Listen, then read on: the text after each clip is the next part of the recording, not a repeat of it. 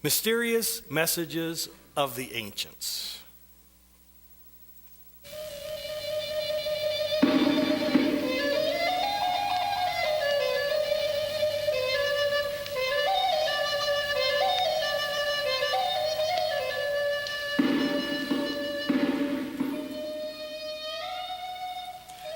The mysterious symbols were carved everywhere they looked.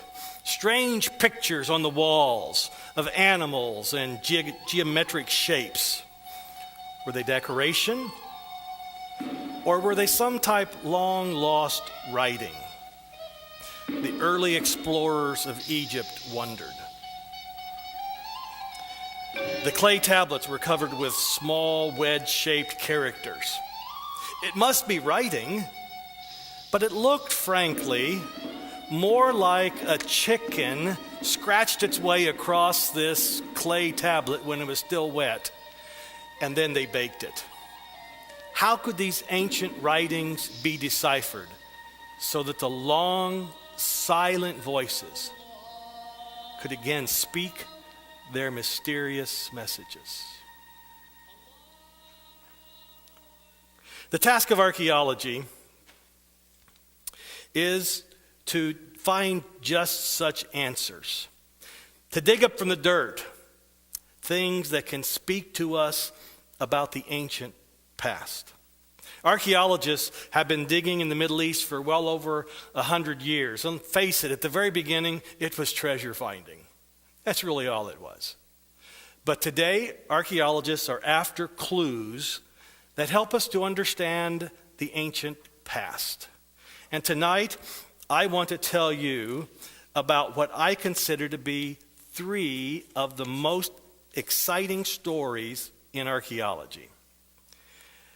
We're going to look at the question again tonight of how has archaeology helped us understand the Bible better. But before we do that, I need to tell you something that I promised to tell you about how do we know how old things are. Last time I told you about pottery-style dating. Tonight I want to tell you about carbon-14 test dating. All of you have heard of carbon-14, right? Probably. Carbon-14 test dating is very commonly used on archaeological digs. So let me explain it to you. Carbon-14 is a radioactive element in our environment. It is everything. Now, it's not the kind of radioactivity that makes you glow at night. It's not that kind. It's an unstable molecule that wants to decay to a regular carbon molecule called carbon-12. The level is constant everywhere in our environment and that's not the U.S., it's in us. We are full of carbon-14. When we breathe, we take it in. When we eat, we take it in. When we drink, we take it in. When something dies, it ceases to take it in. And so no longer is the carbon-14 being ingested and coming in. So the carbon-14 in a dead body or in a dead organic, in a plant or an animal or a human, the carbon-14 starts to deteriorate and decay into carbon-12. We know that the half-life of carbon-14 is 5,568 years. How do we know that? That's what the scientists tell us. I don't think anybody's been sitting around watching a pile of carbon-14 for 5,568 years to see if it was half as big. And so scientists have calculated that that's the half-life of carbon-14.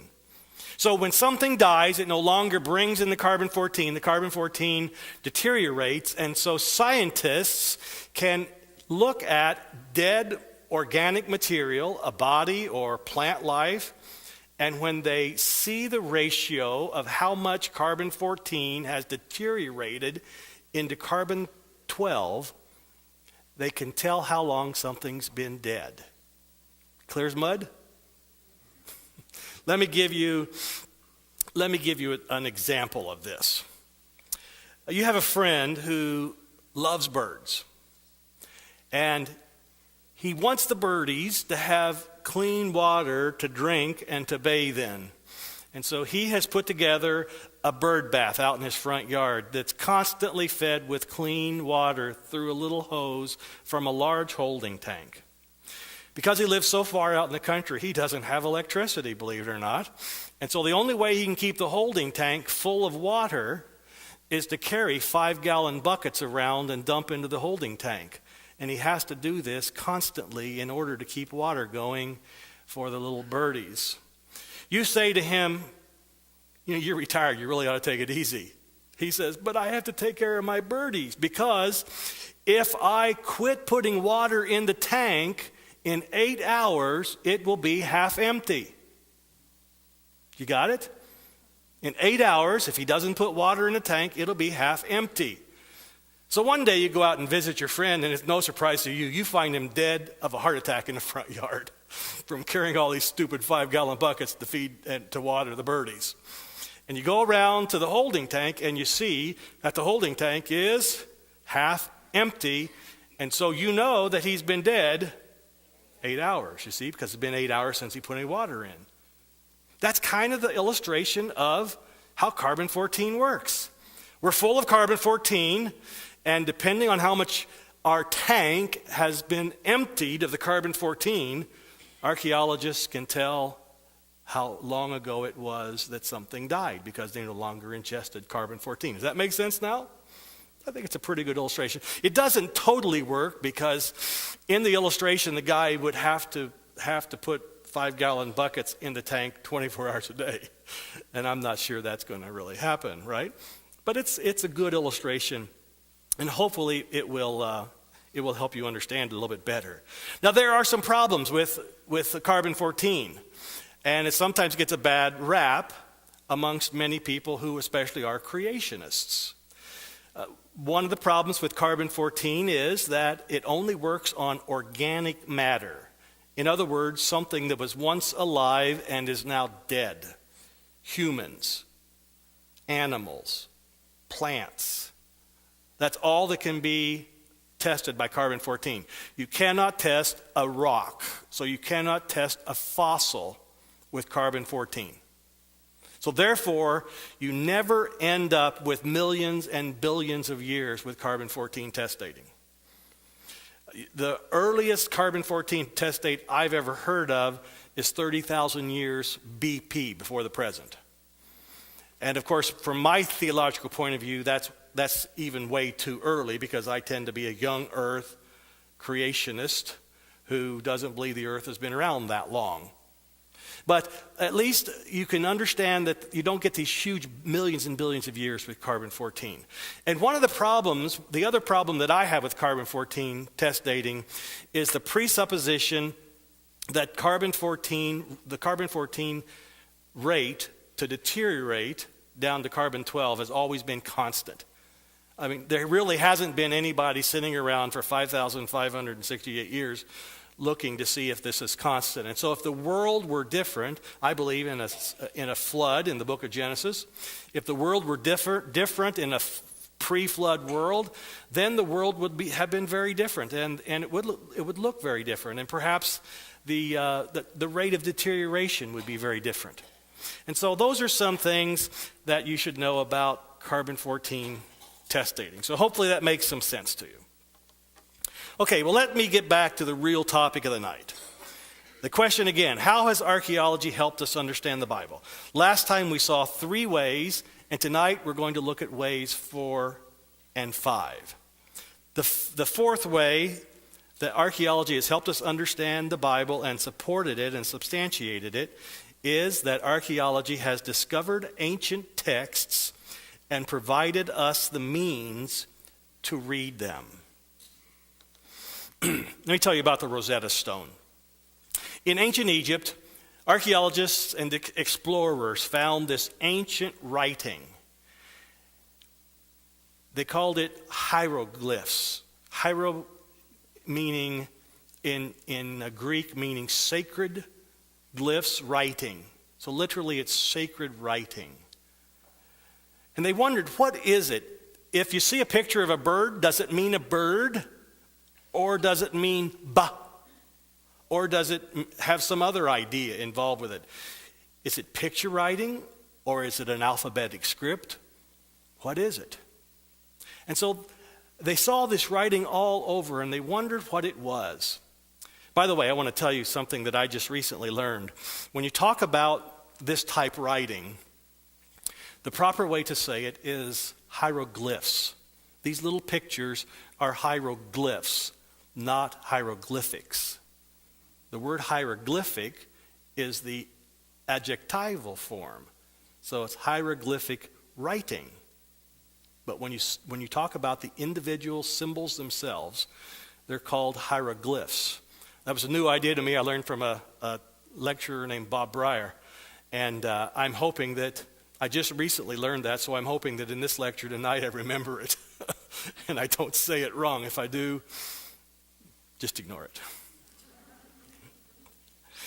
So we began to understand, archaeologists began to understand the meaning of hieroglyphs in about, well, it all started in 1799. Napoleon was in Egypt on campaign. It was his intent to conquer Egypt in his attempt to conquer the world. Now, when Napoleon came to Egypt, he brought a whole group of engineers and mathematicians and architects and savants to study the antiquities of ancient Egypt. Near a town called Rosetta, they were they weren't doing archaeological work, they were actually just removing an old wall to try to clear out an area for some barracks and stuff. And as they were there clearing the wall, this large basalt stone fell out of the wall, and it was covered with writing. And immediately it was recognized that this was probably important. And so the soldiers set it over to the side and called the scholars in to look at it. And again, they immediately recognized it was important. Now you will hear people talk about the Rosetta Stone, and most of the time you'll hear it referred to as being made of black basalt. In actual fact, a few years ago, they were cleaning the Rosetta Stone at the British Museum, and they discovered that it is not made of black basalt. The Rosetta Stone is actually made out of pink Aswan granite. Doesn't look very pink, right? Well, it's been collecting dirt for 2,500 years. And besides that, right after they discovered it, they wanted a lot of people to see it, so they covered it with ink and put pieces of paper on top and pushed it on. So in essence, they used the Rosetta Stone as a ink stamp. And so all that black ink remained on the Rosetta Stone. So for many, many years, they believed it was black basalt. But it was revealed just a few years ago that it's actually pink Aswan granite. Now, I know you're all going to sleep better knowing that tonight.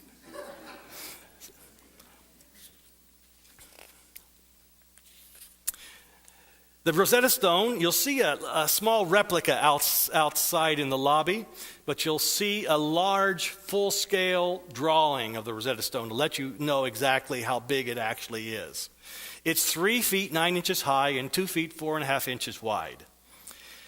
It is interesting in that it has this writing on it in 3 different forms. Now, usually, again, I'm telling you things that are usual, but I'm telling you the truth tonight. Usually you'll hear this called a trilingual inscription, which means 3 languages. It's not actually true. It is a bilingual inscription in 3 different scripts. What do I mean by that? Well, let me show you. On the top is Egyptian hieroglyphic writing, this picture writing. In the middle is another writing called demotic. Now, just think of demotic as being a cursive form that the Egyptians developed because they got tired of drawing pictures. It's like when you were in first grade, you learned to print in block letters, and then you learned to print with big and small letters, and then about the third grade, you learned to write cursive, right? In essence, the Egyptian demotic is cursive writing, parallel to our cursive writing. Now notice that both the hieroglyphs and the demotic are Egyptian language. So that's why I say it's bilingual. Because the third writing on the Rosetta Stone is Greek. Now, they knew how to read the Greek, of course. So it was very quickly translated. And the first reading of the Rosetta Stone was in English by a guy named Reverend Stephen Weston in England in the year 1802. So very quickly, we knew what the Rosetta Stone said. We knew what its meaning was. But then work began on the Egyptian text. The principle was this. You have this monument in 3 different scripts, 2 languages. And the idea, and I think it was a good idea from the very beginning, is that the same decree is written in all 3 places. That's the principle. So since they could read the Greek, is it possible to somehow work backward and understand the demotic and the hieroglyphs? The work began to center on something called the cartouches. The cartouches were these little circles that they found on the Rosetta Stone. In the Greek section, they read the name of a ruler whose name is Ptolemy. And so the early explorers, the early investigators said, what if that circle is around the name of the king, Ptolemy? And so they very quickly began working on the cartouches. Now it's interesting that the word cartouche is not an Egyptian word. The word cartouche is a French word. And it's a French word which means bullet. And when the French soldiers were there and they saw these hieroglyphs, these cartouches on the wall, they said, hey, those look like bullets. And so they were named cartouches because they looked like bullets. Enter a man named Jean-Francois Champollion. Let's get to the right place here. Well, here we are. Here. Jean-Francois Champollion. He built on the work of many other people. So Champollion is not the only one who ever worked on it. But he was the one who actually had the eureka moment. He compared the information on the Rosetta Stone, which had these 3 scripts, with another monument that was in England at that time.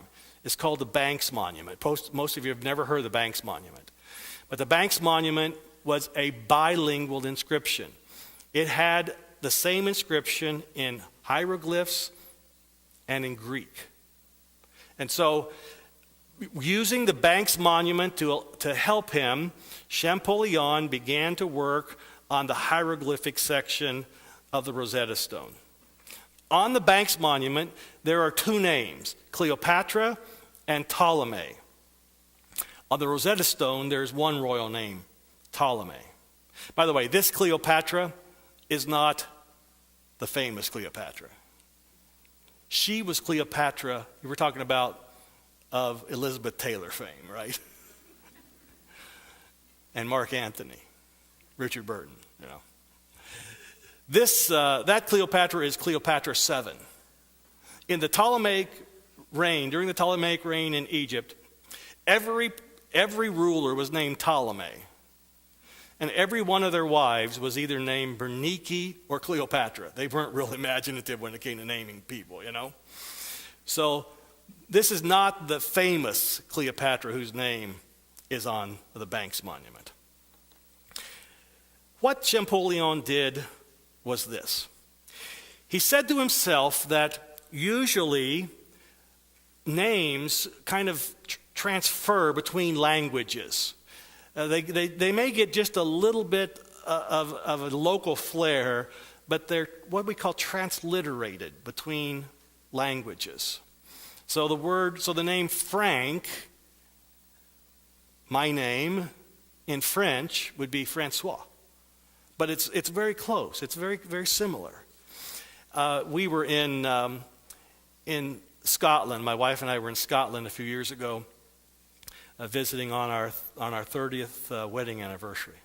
We were driving around in northern Scotland and listening to a Gaelic radio station. Couldn't understand a word they said, but the music was beautiful. So we're driving along, listening to this Gaelic radio station, la la la la la la, not hearing, not understanding a word they're saying, and all of a sudden they say, Willie Nelson. Like, how do you say Willie Nelson in Gaelic? Willie Nelson, right? So words or names have a tendency to transcend the barrier of language. They're basically the same. And so Champollion recognized that. And he said Cleopatra in Egyptian and Cleopatra in Greek are probably the same. Ptolemy in Greek and Ptolemy in Egyptian are probably the same. So what he did was he took the cartouches of Ptolemy and Cleopatra and began to compare them. He noticed that, let me get my light here, he noticed that the first letter of Ptolemy and the fifth letter of Cleopatra, actually he didn't say this, he said A and B. The first letter of A and the fifth letter of B was a square, the same letter. So he said to himself, what if that equals P? P, 1, 2, 3, 4, 5. P, it works, right? It seems to work. Then he looked at it and said, A4 is a crouching lion. B2 is a crouching lion. What is the fourth letter in Ptolemy? 1, 2, 3, 4. L. What's the second letter of Cleopatra? L. Hey, it's coming along well here. He says, well, what if the L is the second letter? Then he says, what then is the triangle? It's probably, I wrote it up here, or you'd probably say C. In actual fact, you spell Cleopatra in Greek with a K, kappa. And so he said, maybe this triangle equals K. Well, if that's true, then the feather and the rope, the feather equals E, and the rope equals O. Oh, wait a minute. Here we have a rope up here. We have PTO. Very simple, wasn't it? It really is very, very logical. And this little exercise led Champollion to being able to decipher hieroglyphs. What did he discover?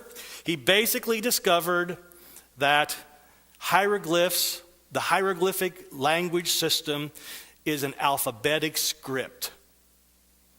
So each letter or each character or symbol or picture actually represents a letter of the alphabet. Now there were some problems at the end.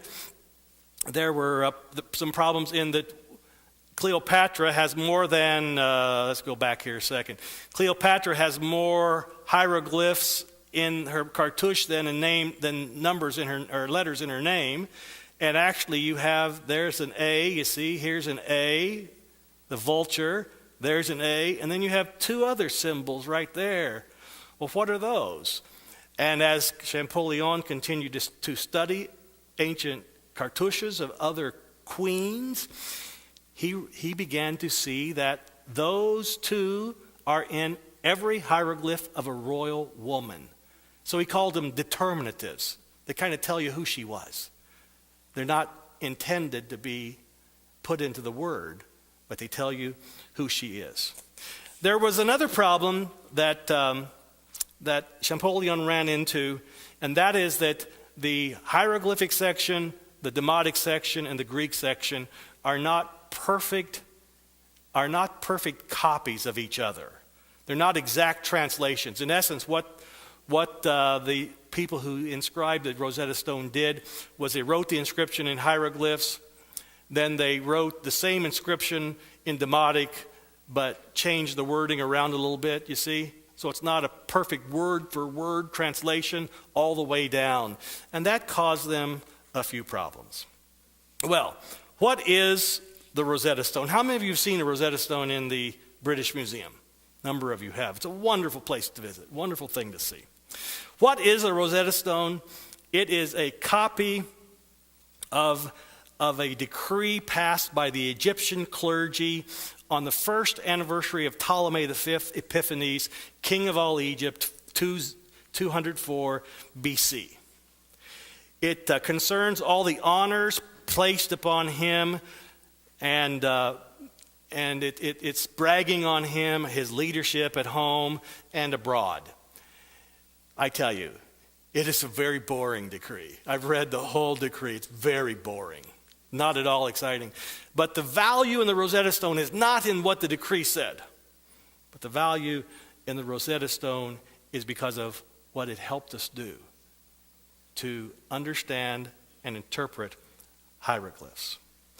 Now, when we began to understand hieroglyphs, it said that when Champollion, who was working in France, after he had quite a little opportunity to study hieroglyphs, he took a trip to Egypt, and he was like a kid in a candy store.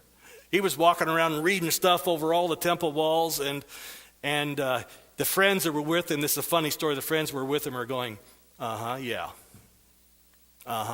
They weren't believing that he could read this stuff, but it was true. And it helped us understand a tremendous amount of stuff about ancient history in Egypt. We discovered the names of pharaohs who were named in the Bible. We found them on temple walls. A confirmation that the Bible is historical. It actually knew that those pharaohs existed before we read their names on the temple walls. It talks about a people from a land called Hatti, and we know them as the Hittites. Some people that scholars said never existed. Well, the Egyptians knew they existed long before our scholars did. We discovered them in ancient Egypt. And then there's this inscription that is very fascinating. It's called the Merneptah Stela. It's in the Cairo Museum. It's not, frankly, I want to be careful the way I say this, but it's not in a very prominent location. It's kind of in the back of the museum, and you have to know what you're looking for in order to find the Merneptah Stela, because the Merneptah Stela has, you see the guy pointing his finger at the spot right there on the Merneptah Stela, it has the name of Israel on it. And the Egyptians aren't that excited about advertising for Israel, you understand, you see. But we now, they discovered on the Merneptah Stela even the name of Israel. Now, it's not a good situation because it tells about Merneptah going up and beating up on Israel. That's what the stela tells about. Many of the details of ancient life became known because of being able to read ancient hieroglyphic writing.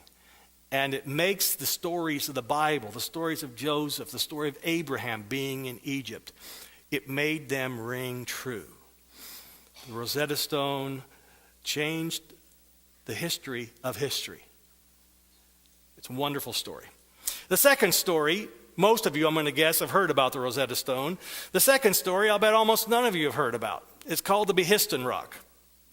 The Behistaun Rock is a very large monument carved at the decree of Darius I, who was a Persian king. It is 225 feet up on a cliff that's 1,700 feet high. Way up there.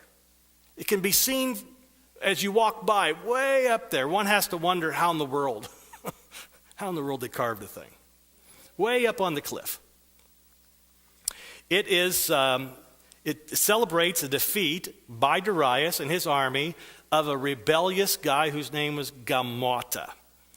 Before Darius stands Gamata. Do you see he's in the typical WWE smiting pose? That's Gamata underneath him, and he's going like this, got his foot on top of him. And he's saying, I won. And it tells about how he defeated them. Above him is his god. You can just see the edge of him right there. His winged god, Ahura Mazda, watching over Darius as he's defeated his foes. And then underneath, there's this inscription. And this is truly a trilingual inscription.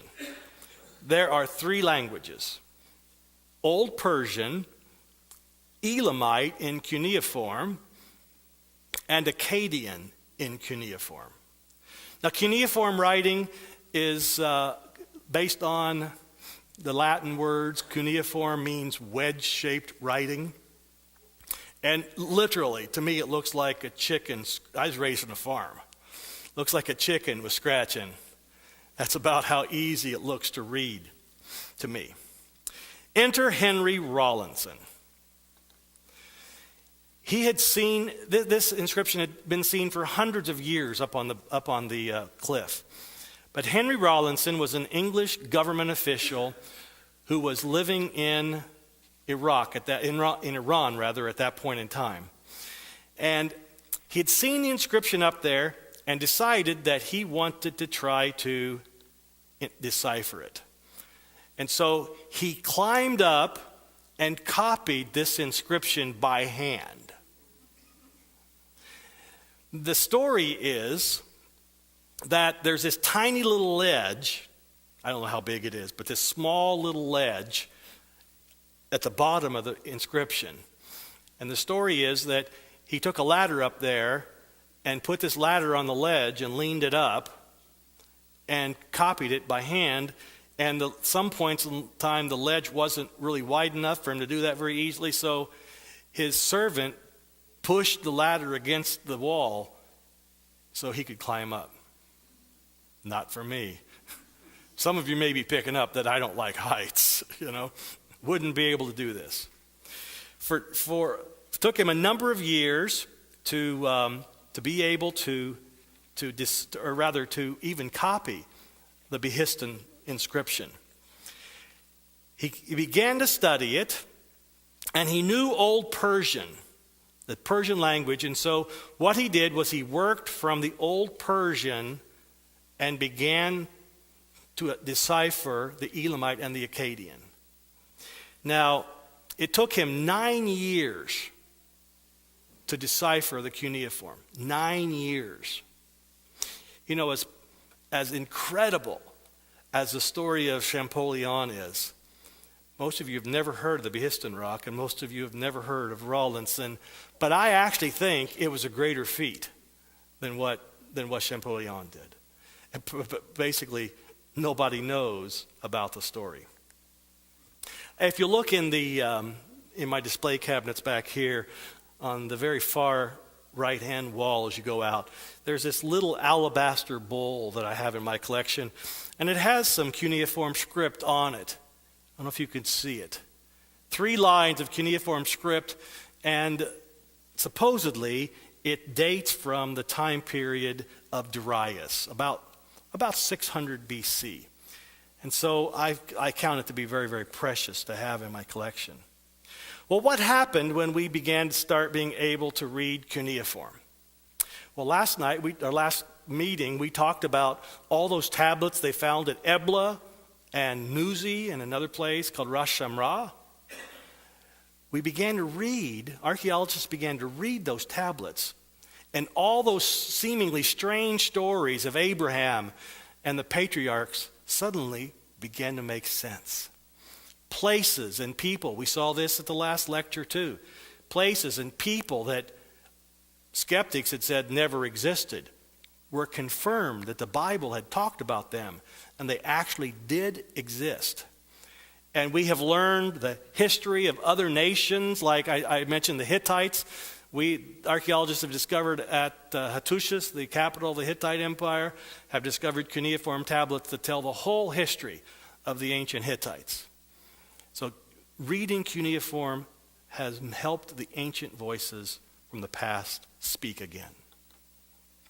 Okay, the fifth way that archaeology has helped us understand the Bible is that archaeology has confirmed the reliability of the transmission of the biblical text. You probably have all heard of the Dead Sea Scrolls. It's a wonderful story. There are various versions of the story going around, but I'll try to tell you what I consider to be the basic version, without all the details that could be challenged. It was in the summer of 1947 in the area around the Dead Sea. And two Bedouin herdsmen. Now, Bedouin are a tribe of people that live in the Middle East.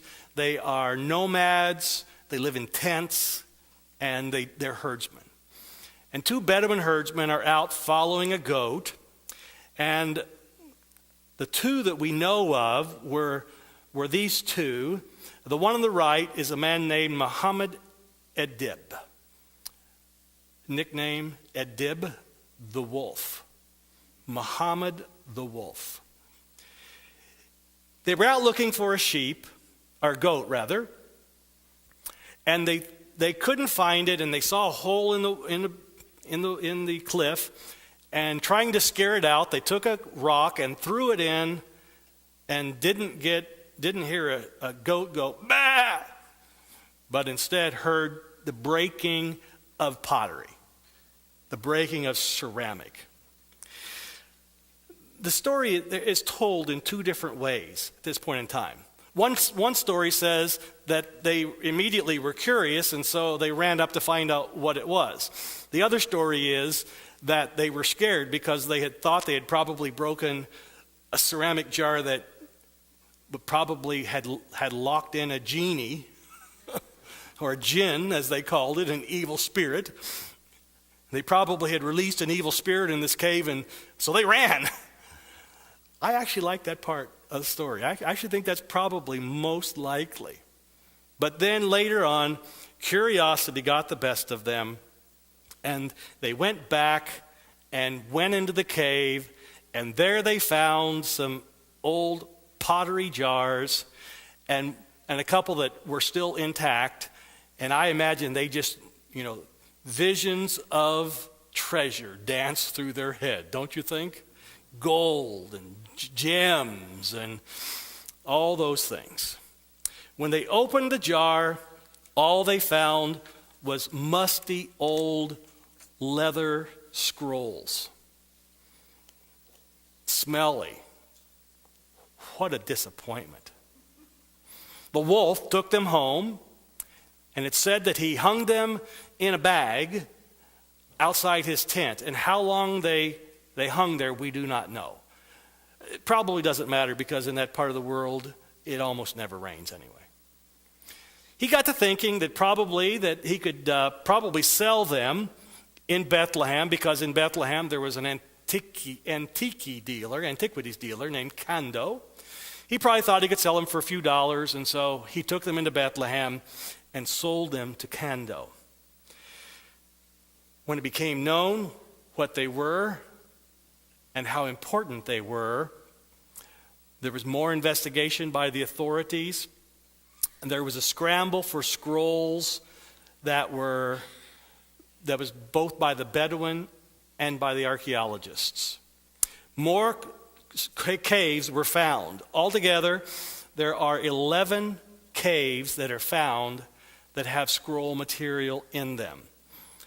Over 800 scrolls are represented. Now, when I say represented, understand that some of the scrolls were very badly decayed. And so not 800 total scrolls were found, but 800 scrolls were represented. At some point in time, there had been 800 complete scrolls. Some of you might have been to Qumran and seen this as the most easy cave to see. This is cave 4, which you can see standing at the Qumran site. Across the wadi or a dry riverbed, you see cave 4 there. The largest scroll they found was the Isaiah scroll, 24 and a half feet long, written on leather, on probably sheepskin. 24 and a half feet long. That must have been one big sheep. Sorry. The smallest of the scrolls were just a thumbnail with just one letter on it. So it was a wide variety of things. There are tens of thousands of scraps. And you can see when they were first discovered, they were taken to the Rockefeller Museum, which is in Jerusalem. And Jerusalem was under Jordanian control at that point in time. At least the Rockefeller Museum part was. And so they took them to the Rockefeller Museum, and here are these thousands of scraps, tens of thousands of scraps, that are all placed under glass in the Rockefeller Museum. Every book of the Bible, every book of the Old Testament, I should say, except for the book of Esther, was represented in the Dead Sea Scrolls. Esther was not represented in the Dead Sea Scrolls because even though I consider it an inspired book, the name God is not in the book of Esther. So there's a lot of question whether Esther would even be in the canon whatsoever. So Esther was not accepted widely. But every other book of the Old Testament and many, many sectarian scrolls. By that I mean scrolls that talked about how to do religion, religious duty, rules that the Essenes who lived at the site also had written. The Dead Sea Scrolls are on various materials. Here's a scroll on leather or animal skin. Could have been cows or sheep or goats, just some kind of an animal skin. You might call it parchment. Some of the scrolls, and these were very fragmentary, were made out of papyrus. Papyrus is ancient paper. It's made from a plant in Egypt. They also found them written on ostraca, which are broken pieces of pottery that they used for first century stick-it notes, Scotch notes. That was the popular scratch paper of the day. And then there was this one fascinating scroll called the Copper Scroll. Only one found, and because they were afraid that if they tried to unroll the Copper Scroll, that it would just crumble. And so instead of unrolling the Copper Scroll, they cut it in half. And so you see it in this is one of the pictures right after they cut it up. You can see it today in Amman, in the Citadel Museum in Amman. Very fascinating thing. Now, the Copper Scroll is very fascinating because legend is that the Copper Scroll contains the location of the treasures that were hidden when the Romans came and destroyed the temple in AD 70. And so supposedly the Copper Scroll has the details about where all this great treasure, and also if you can follow all the clues, you could find the great treasure. So there's been a lot of interest, even recently, in the Copper Scroll. I read an article most recently by, I'm not going to tell you who it was. I don't really remember who it was. I'm just as happy because the guy was just wacky. I'm sorry. About how he's going to go over and find the treasure of the Dead Sea Scrolls. Now, the Dead Sea Scrolls were produced at least partially by a group named the Essenes, who lived at a settlement right there by where the Dead Sea Scrolls were found in these caves, at a settlement called Qumran. It was a very strict, very, very strict Jewish sect. And there were no women allowed in the Essene sect. It died out, by the way. No women were allowed there. Very strict sanitary laws. There are lots of ritual mikvahs, which is a ritual pool. And before every meal, the men disrobed and walked down one side into the ritual bath and turned and walked out the other side before every meal. Ritual cleanliness. A very fascinating place to visit. It seems as though that they hid their library when the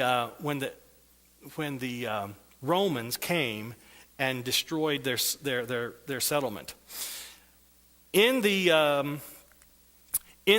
ruins of the Qumran settlement, they have found a number of very fascinating things.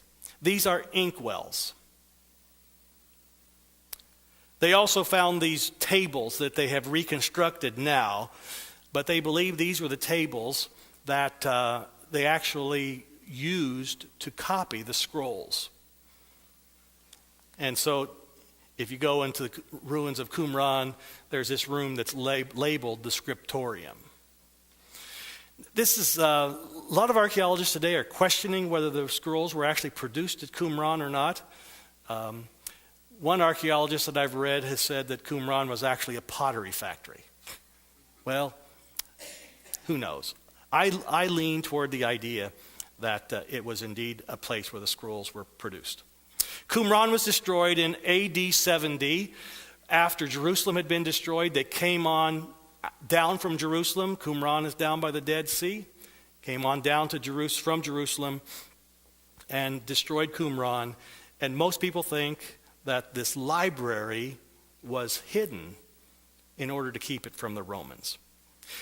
Now, why the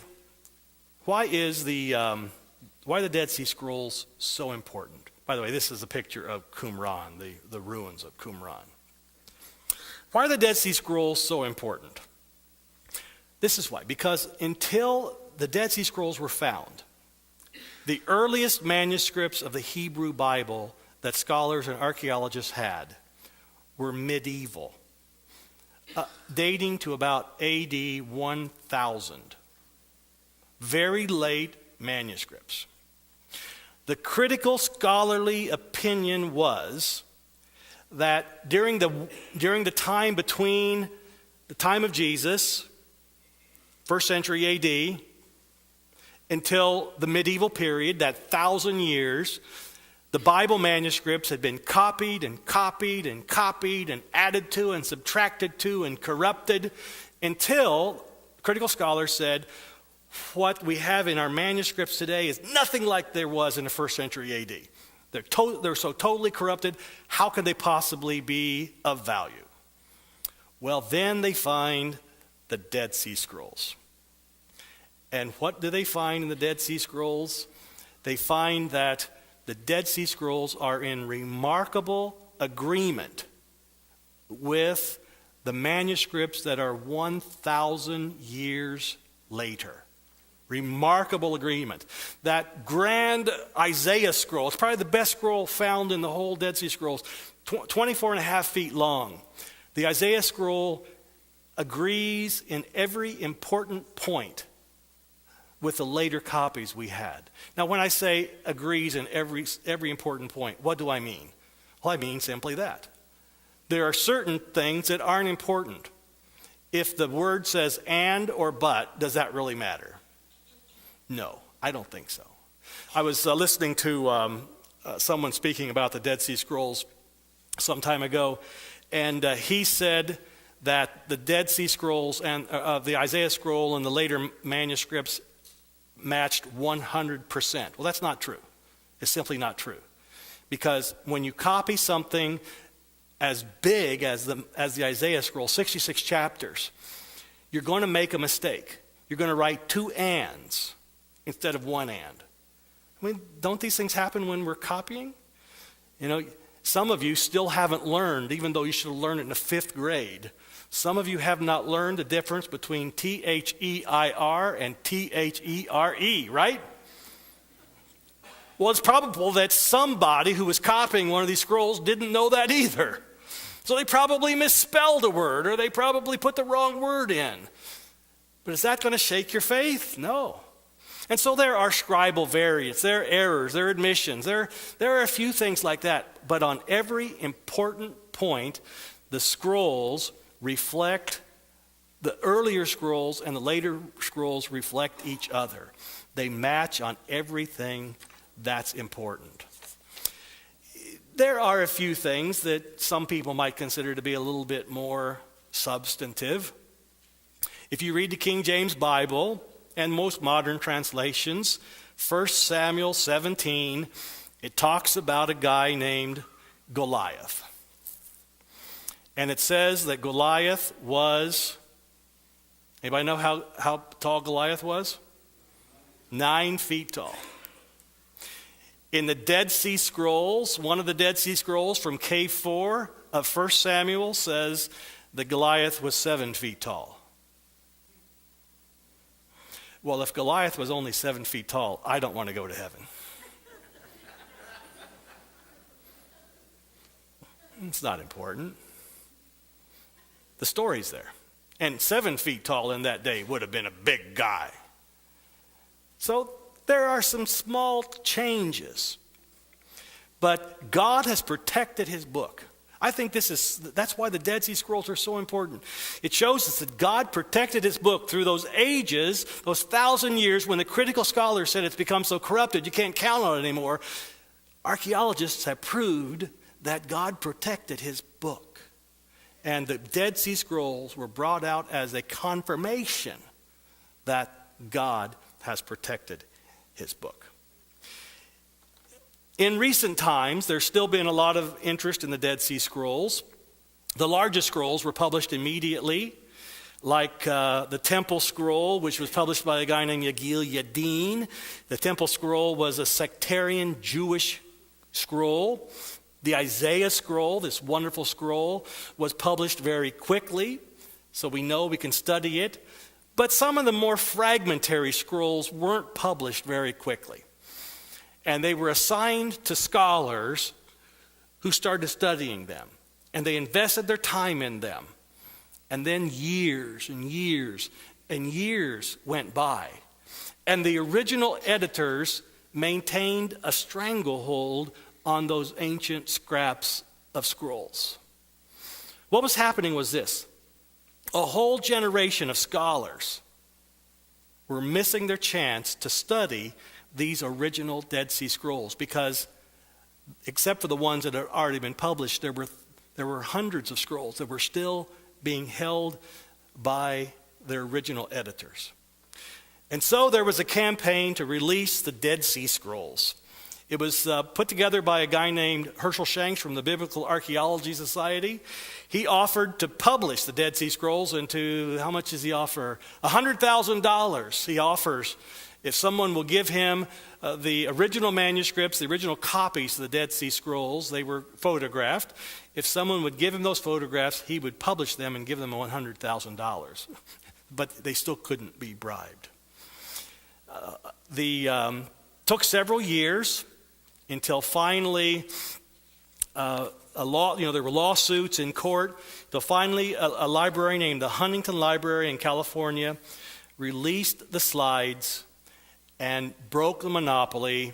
And today, if you want to, you can read Dead Sea Scrolls to your heart's content. You can read all the Dead Sea Scrolls that you possibly want to read. Now, there are some unsubstantiated readings, and there's a lot of controversy still over the Dead Sea Scrolls.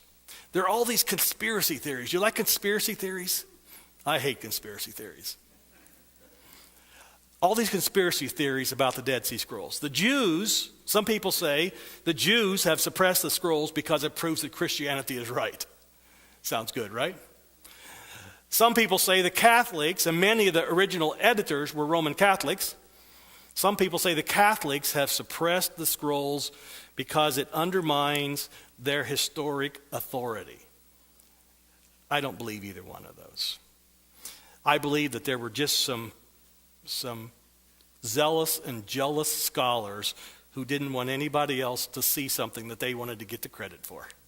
That's really what it was.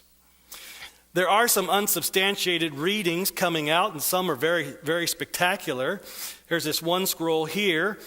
This is the actual scroll that one scholar has claimed talks about a pierced Messiah. And he says that very plainly is speaking about Jesus. I don't know if it does or not. I can't read that scroll. There is a very, very fascinating find. I'm really surprised that would come out of the Dead Sea Scrolls. Who could have imagined that such a wonderful recipe for brownies would be hidden away in the Dead Sea Scrolls?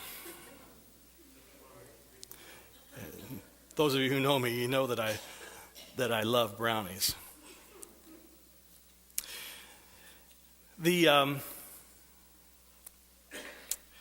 real question then is this. We've shown tonight how archaeology has helped us be able to read ancient writings. We've shown that God protected his book by the finding of the Dead Sea Scrolls. But the Bible is a really, really old book. And so, what are we going to do with it? How can we make the Bible of the most value today? Last time I spoke to you, I shared with you about wanting to encourage you to study your Bible. But sometimes the Bible can be hard to understand. And so I want to give you just a few principles to help you understand the Bible better as you study it yourself. These are called principles of interpretation. The theological word is hermeneutical principles. Isn't that a great word?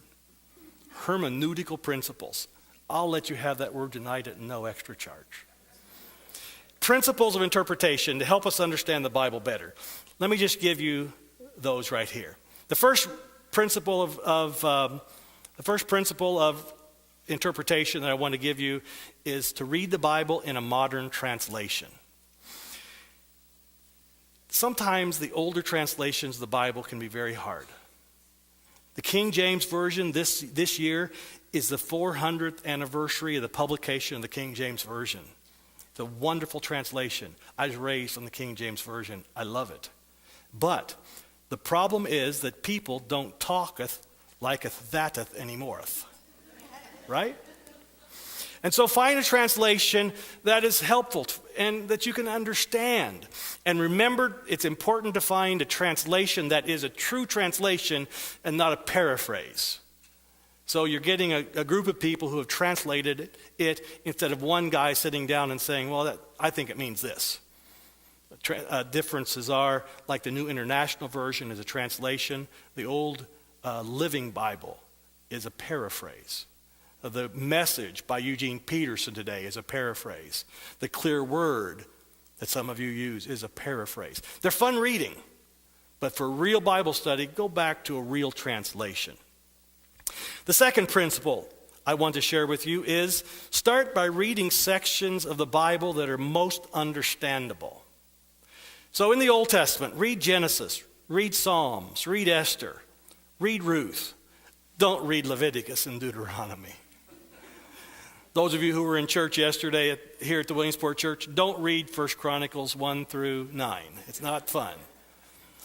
Read sections that are understandable and fun to read. In the New Testament, read Matthew, Mark, Luke, John, Acts, 1st, 2nd, and 3rd John.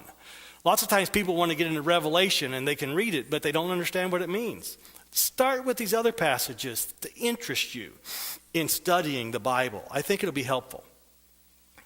The third principle I want you to know is to let the Bible be its own interpreter, just like Champollion got the clues to interpret the Rosetta Stone from the stone itself. Now, what do I mean? Let the Bible be its own interpreter. Here's this passage in Daniel 7, 2 and 3. Daniel said, "In my vision at night I looked, and there before me were the four winds of heaven churning up the four sea. Four great beasts, each different from the others, came up out of the sea." Here Daniel is talking about this symbol of four beasts. Now, what does it mean? It means Daniel shouldn't eat pizza before he goes to bed, right? No, it has a meaning. What does it mean in this prophecy? What do four beasts mean? Well, if you go down a little bit further in the passage, you see in Daniel 7:17, it says, the four great beasts are four kingdoms that will arise from the earth. So right there in the passage, the Bible interprets itself. I've always found it fascinating to listen to other preachers on the radio and on TV, and they're talking about prophecy and say, when it says in prophecy, it means this. And I want to say, prove that. Give me a Bible text that proves that. Just because he says it's true, don't make it true. Look for biblical principles to help you understand the symbols of the Bible. They are there. Base interpretation on the Bible itself. It's a very, very important principle.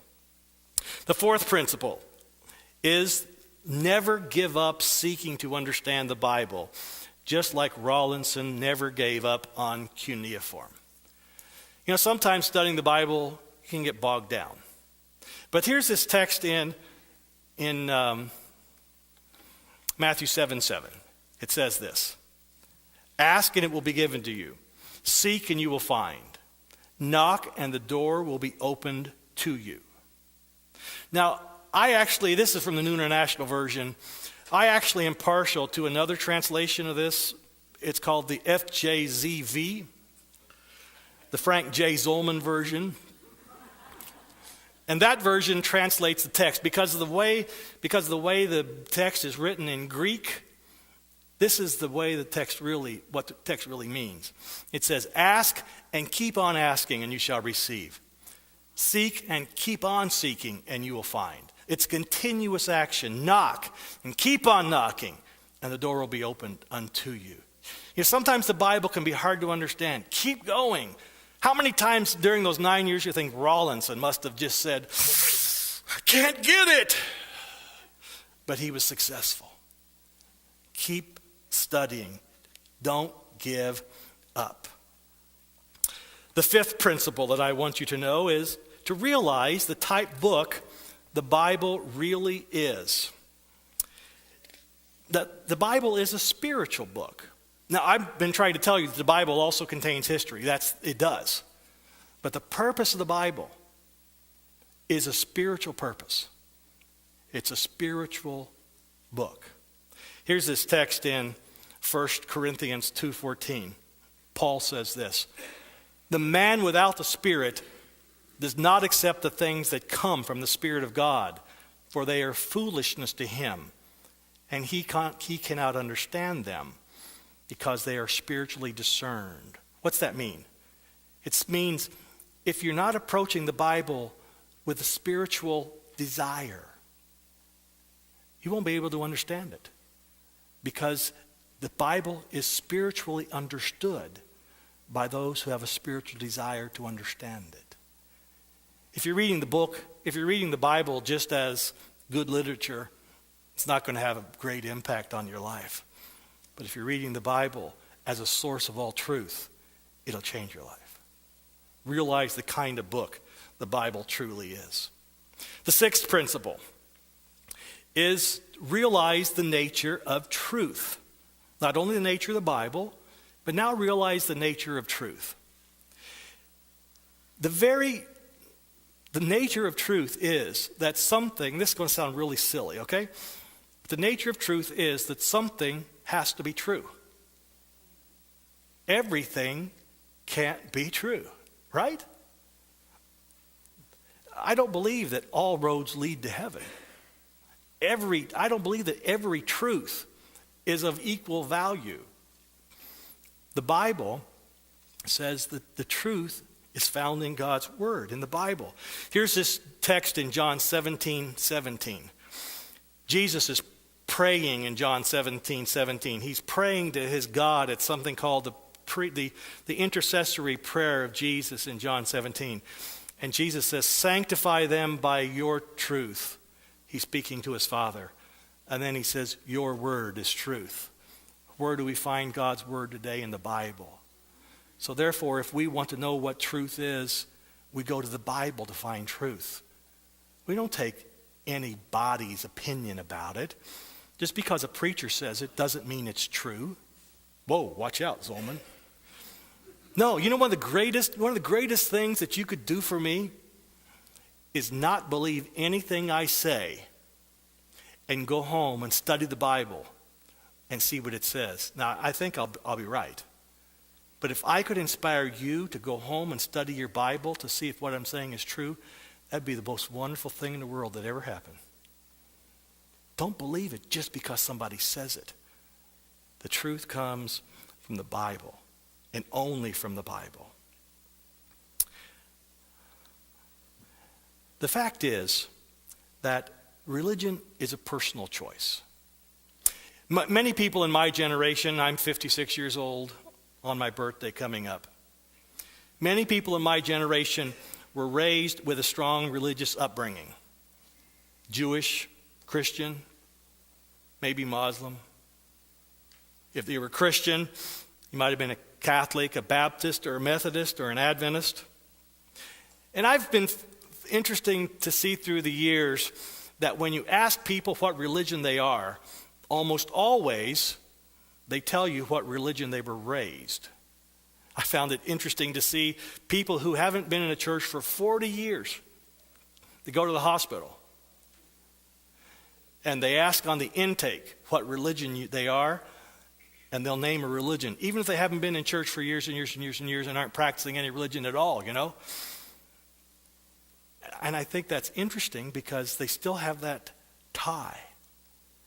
But religious, spiritual upbringing is not where it's at. What decision I made when I was a child means nothing today. Because for religion to be anything, it has to be a deeply spiritual decision that I want to follow God and I want to follow His truth today. It's a deeply personal thing. I recommend to you the Bible as a starting point for all that. I'd just like to end this part with a word of prayer. Let's pray. Dear Lord, I pray that you would bless us as we have been challenged tonight by these principles to study the Bible. I pray, Lord, that you would help us decide to follow you and to find the truth that you have in Scripture, because you want us to do that more than anything else. I pray it to be with each person here tonight as they make that decision again. In Jesus' name I pray. Amen.